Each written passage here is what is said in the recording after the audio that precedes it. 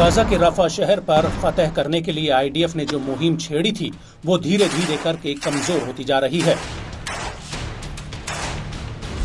और रफा ही अब इजरायली सेना की गाजा में हार का सबसे बड़ा टर्निंग पॉइंट बन सकता है।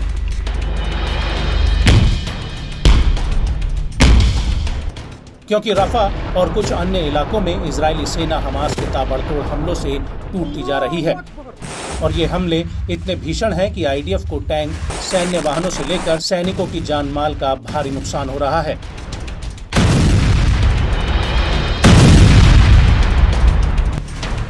और अब इसी कड़ी में हमास की सैन्य शाखा अल कासिम ब्रिगेड ने फिर से नेट्ज़रीम एक्सिस में इजरायली सेना के कमांड रूम पर बहुत बड़ा हमला किया है।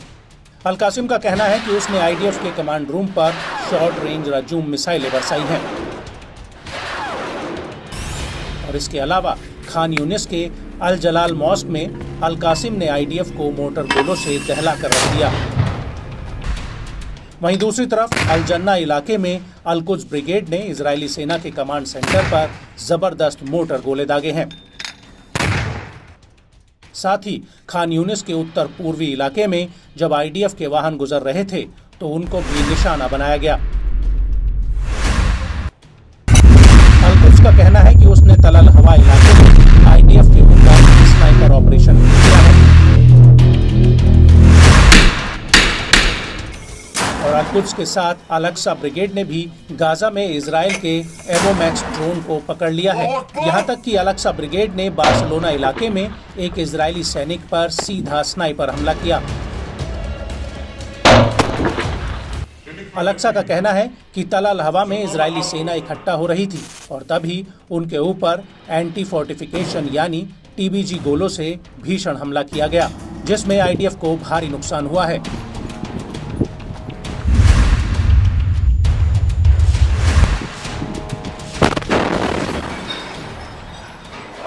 और इस हमले के अलावा अल अक्सा ब्रिगेड का कहना है कि उसने नेट्ज़रीम एक्सिस में इकट्ठा हो रहे कई इजरायली सैनिकों के ऊपर 107 मिसाइलों के एक जत्थे की बौछार की है और इसी इलाके में अल मुजाहिदीन ब्रिगेड के लड़ाके भी इजरायली सेना के ऊपर टूट पड़े।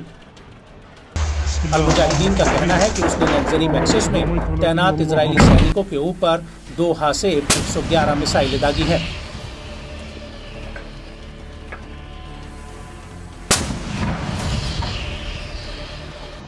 और इन हमलों को देखकर लगता है कि फिलहाल गाजा में इजराइल की जीत दूर दूर तक नजर नहीं आती।